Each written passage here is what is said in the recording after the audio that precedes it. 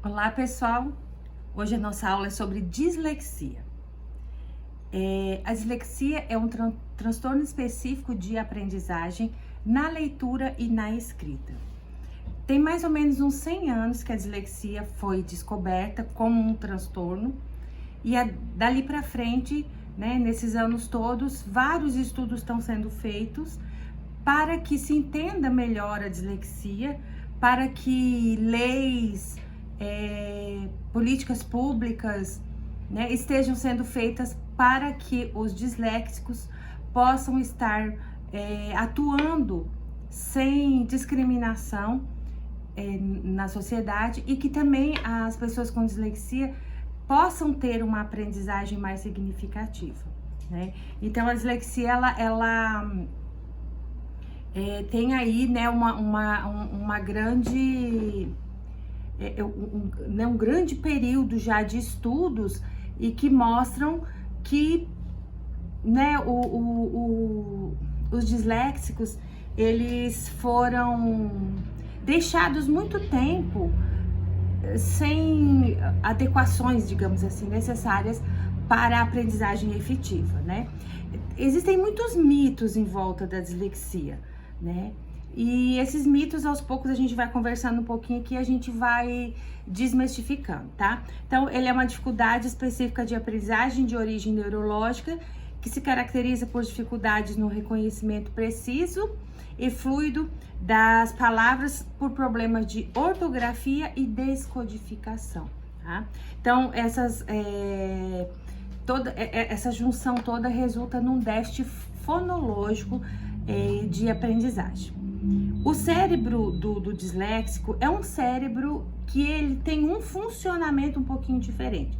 Ele não tem uma estrutura diferente, mas todas as estruturas cerebrais estão lá. Só que em alguns pontos essas estruturas elas funcionam um pouquinho diferente, tá?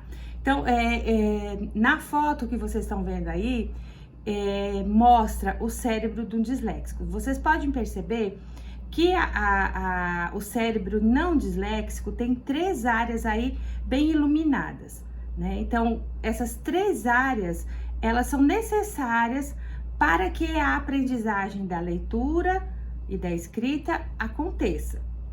O que acontece no disléxico é que somente a parte que está mais à frente funciona. Então, a gente tem nessas 3 partes, as 2 partes de trás, por exemplo, a última partezinha lá atrás, ela faz a identificação das letras. Por exemplo, a palavra gato, ela olha e fala G-A-T-O. Mas para que esse G-A-T-O possa ter um significado, ela tem que passar essa representação para essa outra bolinha, essa outra área aí que aparece, que é a parte do significado da palavra. G-A-T-O é gato, peludinho. Então, ela começa a juntar essas letras e dar um significado. Para depois ela vir lá na frente, nessa parte do lóbulo frontal, que é a parte onde a gente tem todas as nossas percepções, onde a gente tem a parte do controle inibitório, onde a gente tem a parte das percepções. Ele consegue distinguir que G-A-T-O é aquele bichinho peludinho e que é o gato. Então, é o significado e o significante que ali se reúnem e formam essa aprendizagem da leitura e da escrita. Então, olhem bem para os 2 cérebros. O disléxico, ele não tem essas 2 partes aí muito visíveis. A gente fala que o Wi-Fi dessas 2 partes ficam muito baixinhos. Então, o que acontece? O disléxico, ele tem uma dificuldade de entender o significado daqueles sons das palavras, das letras, e fazer com que aqueles sons e aquelas letras gráficas lá, o G, o A, o T e o O, formem a palavra gato. Então, a gente tem toda essa composição do cérebro, ela faz, dá pra gente entender que, eu falo assim, há um termo bem comum pra gente entender, é como se essas 2 partezinhas que eles têm no cérebro deles, o Wi-Fi esteja bem baixinho. Não quer dizer que um disléxico não vai aprender a ler, não vai aprender a escrever. Ele vai, mas ele vai ter algumas dificuldades nesse processo que a gente chama de componentes fonológicos, né, da linguagem e da escrita, que precisam ser organizados para que essa leitura aconteça de forma fluida, ortograficamente correta, né? Então, o disléxico ele vai cometer vários erros, né? Nós vamos ver mais um pouquinho lá para frente. Existem várias pessoas que têm a dislexia, né? Entre elas, a gente vai, né? Existem pessoas, atores, né? Existem escritores que têm dislexia, mas todos conseguiram ter sucesso porque tiveram intervenções corretas, tiveram pessoas que olharam diferenciado. E a dislexia, ela é muito confundida com déficit de atenção. A dislexia é muito confundida com preguiça, tá? Falar para vocês de algumas perguntas que a gente recebe quando tá fazendo as intervenções ou quando a gente vai fazer as investigações para uma criança, descobrir se uma criança é disléxica. Por exemplo, a dislexia é uma doença, né? Eu falo para a mãe assim, nossa, seu filho tem aspectos disléxicos, né? A gente precisa investigar melhor. Nossa, isso é uma doença, tem remédio, tem cura, né? Então a gente precisa colocar que tecnicamente ela é uma doença, ela é um transtorno, né? Mas que ela tem não tem medicação para dislexia. Então, se não tem medicação, não tem cura. Se não tem cura, não é doença. Mas, tecnicamente, a gente tem um CID para ela, né? A gente tem uma classificação internacional de doenças e a gente sabe que ela é hereditária. Se é hereditária, vem passando de pai para filho, de avô para pai, para neto. E aí, a gente tem essa questão de se pensar que ela é uma doença, então. Mas, na verdade, a dislexia não é uma doença, é um transtorno, né? E por não ter medicação, não pode ser classificada como doença, né? Então, a dislexia, ela não tem algo que provoca, né? O que provoca a dislexia, né?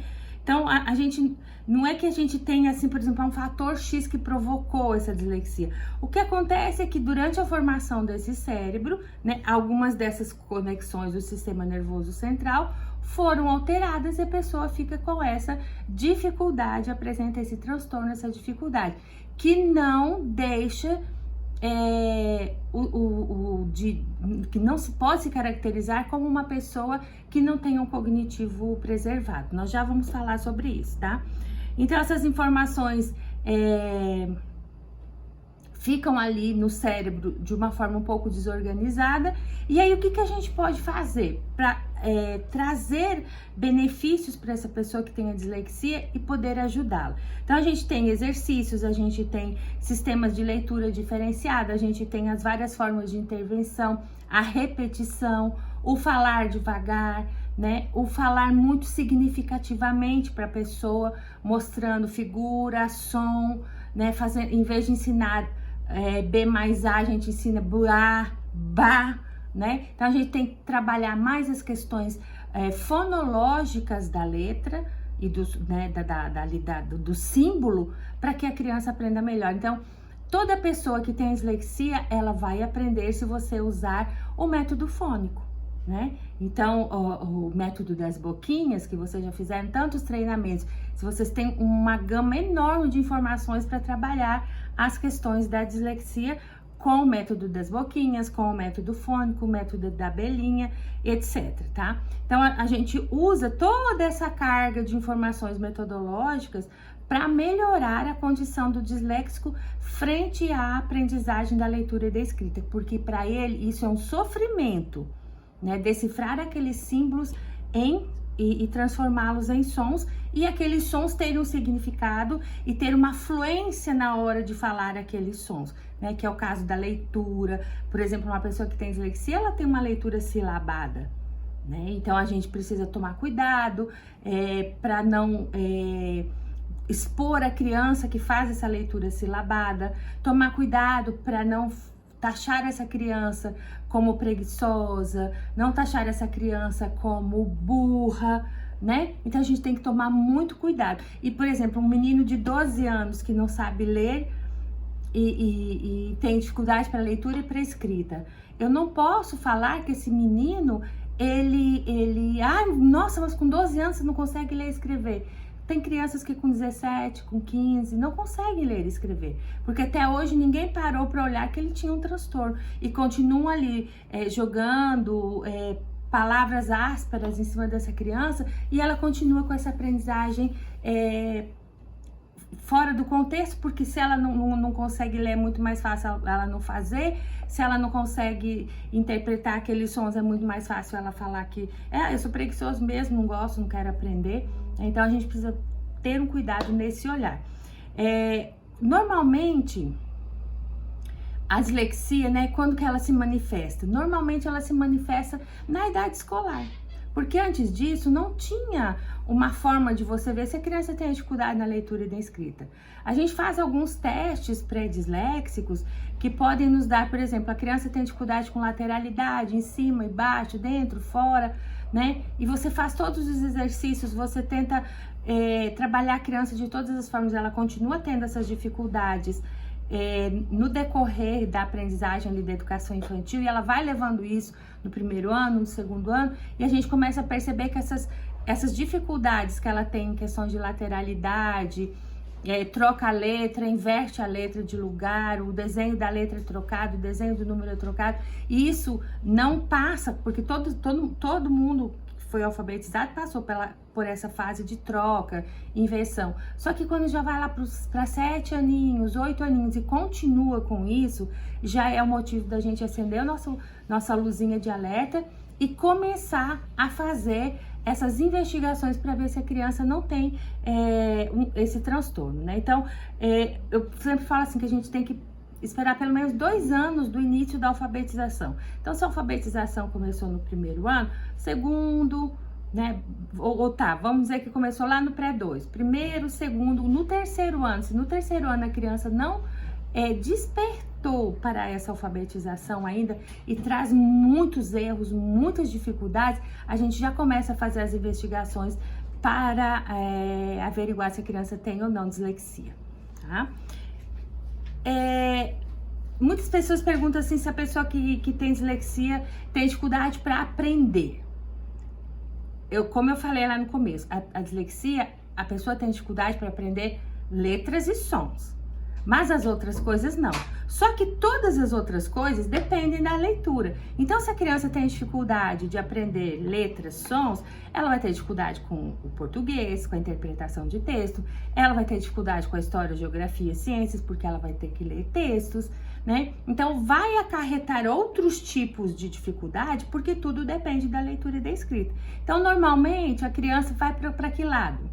Se ela não tem descalculia, que normalmente as crianças com dislexia, as pessoas com dislexia podem apresentar descalculia, que é a dificuldade com a matemática, elas vão para o lado da matemática ou vão para o lado de artes, de algo que não tenha que ter leitura e escrita, né? Então, isso não caracteriza que a pessoa não aprende, né? Ela vai aprender desde que a gente tenha técnicas, intervenções, né? Pessoal da sala de recurso, pessoal do apoio, professor, faça algo diferente para que essa aprendizagem venha para essa criança, aí sim ela consegue sair, né? Ela consegue ter um melhor rendimento, tá? Então, assim,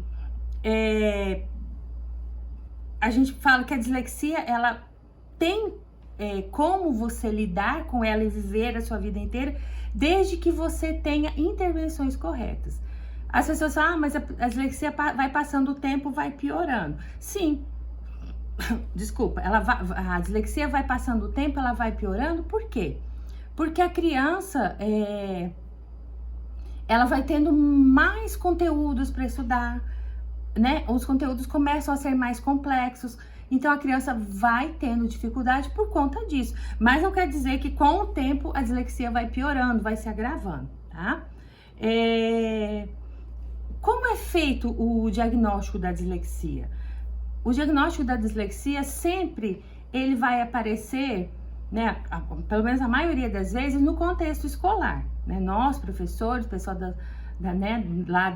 do início da alfabetização, vai perceber que essa criança já foi tentado de tudo com ela, mas de tudo mesmo, né?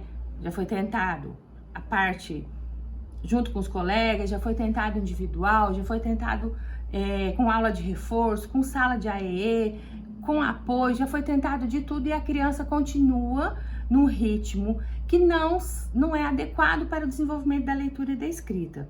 Então a gente começa aí fazer as investigações na escola e perceber que ela comete, que tipos de erro ela comete, ela troca letras, ela faz inversão, faz aglutinação de sons, né? O que ela faz na hora de escrever? Como é que é essa escrita dela? Né? Eu sempre faço um testezinho, eu dito para a criança a mesma frase 3 dias diferentes, em 3 dias diferentes. Se a criança nesses 3 dias diferentes me escreveu a frase de 3 formas diferentes, eu falo que essa criança tem dislexia, porque ela vai errar as palavras, mas nunca ela vai ter um padrão de erro. Ela vai errar, uma hora ela vai omitir, outra hora ela vai pôr um pedacinho a mais, outra hora ela vai aglutinar. Então, eu percebo o erro ali através... Essa é uma forma que eu faço a primeira investigação, né? E aí depois a gente manda a criança para uma avaliação neuropsicológica. Por quê? É o neuropsicólogo que vai me dizer se a criança tem um cognitivo preservado ou não. Os psicopedagogos, eles têm uma ferramenta muito importante que se chama caixa piagetiana, né? São os testes baseados nos ensinamentos de Jean Piaget, que trazem para a gente os níveis de desenvolvimento da criança de acordo com a idade, né? E aí eu consigo, através dessas provas piagetianas, perceber se a criança está dentro do nível de inteligência daquele momento da idade cronológica dela, né? Então, quem tem aí psicopedagogia, aplique a caixa piagetiana. Quem não tem, vai passar essa criança para a coordenação, para a direção, para que prossiga nessa investigação, professor da sala de recursos, etc. E aí a investigação prossegue. Vai para o neuropsicólogo, fonoaudiólogo e depois o neurologista. E depois retorna para as intervenções com o psicopedagogo e, se precisar, com o fono, né? Porque tem aí uma parte da fonoaudiologia que nos ajuda muito. Então, esse é o processo que uma pessoa com dislexia tem que passar, né, de investigação. E aí, essas aplicações dessas atividades, desses tipos de exercício, a escola vai ter esse feedback desses profissionais para poder guiar essa criança no processo de aprendizagem. A pessoa com dislexia não vai aprender da mesma forma que os outros aprendem. E ainda existem pessoas que têm dislexia e têm o déficit de atenção junto. Então, a gente precisa investigar todos esses setores para não estar massacrando uma pessoa que, na verdade, não tem condições ali por conta do transtorno de aprender da mesma forma, tá?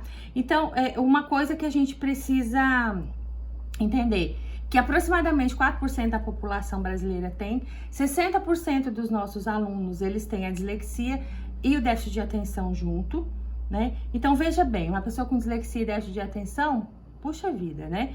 E essas questões podem ser hereditárias, então não tem uma cura, né? Não existe cura para dislexia, existe uma forma de eu ajustar e a maturidade vai levando com que essa criança vá aprendendo a perceber os erros que ela comete e aprendendo a se corrigir, né? Então, os erros de um disléxico são erros que ele faz sem perceber, por exemplo, trocar o C pelo G, né? Escrever vaga em vez de vaca.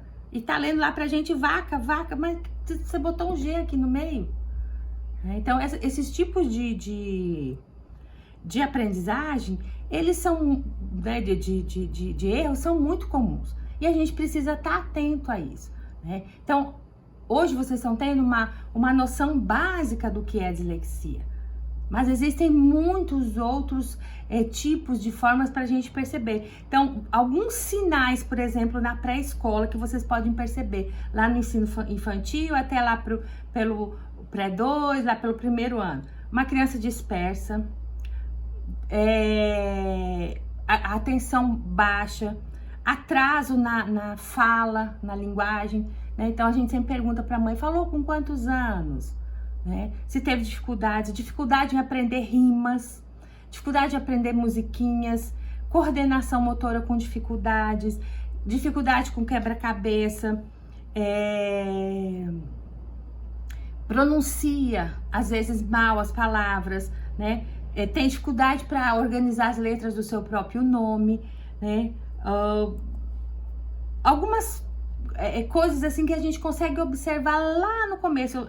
Tem dificuldade para se vestir sozinho, para fechar um zíper, né? Para organizar as coisas, essas habilidades motoras finas, tem dificuldade. Então a gente pode ter um cuidado ali. E depois do primeiro ano para frente, dificuldade em associar letra a som, né?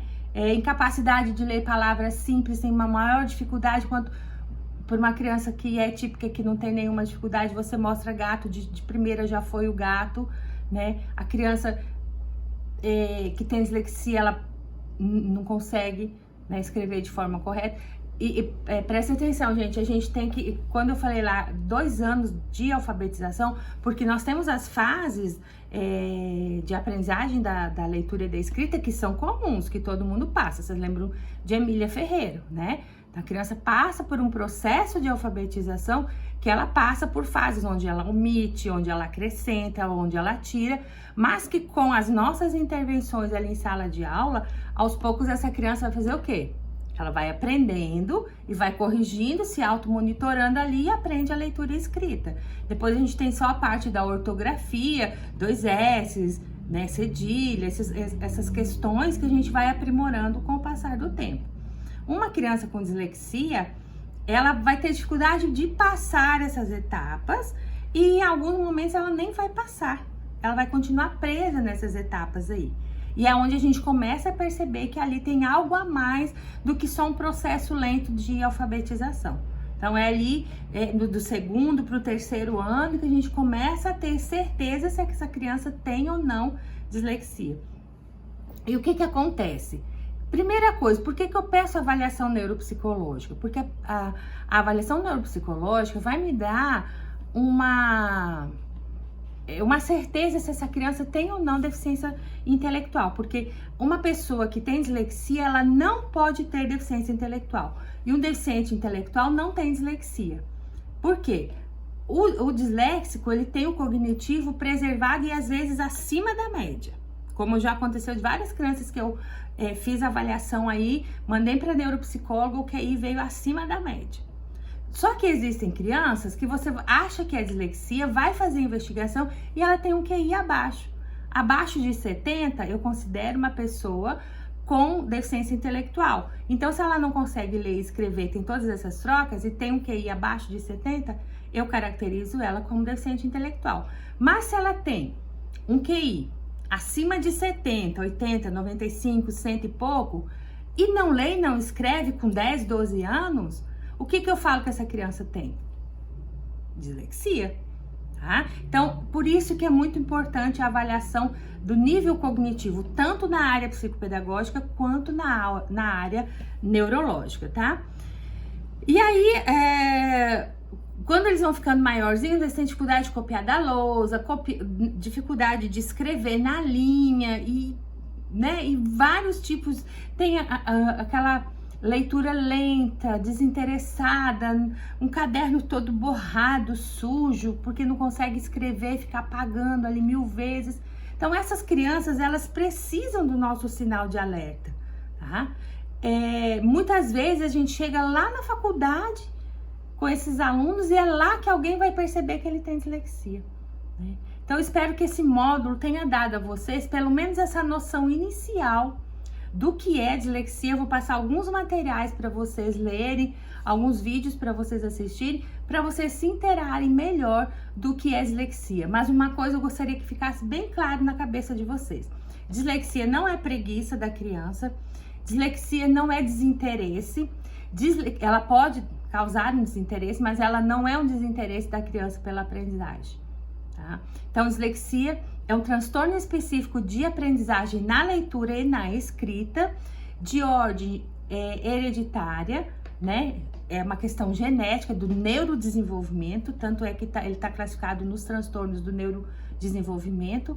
Não, um disléxico sempre vai ter um cognitivo preservado. Então, não existe disléxico com cognitivo não preservado.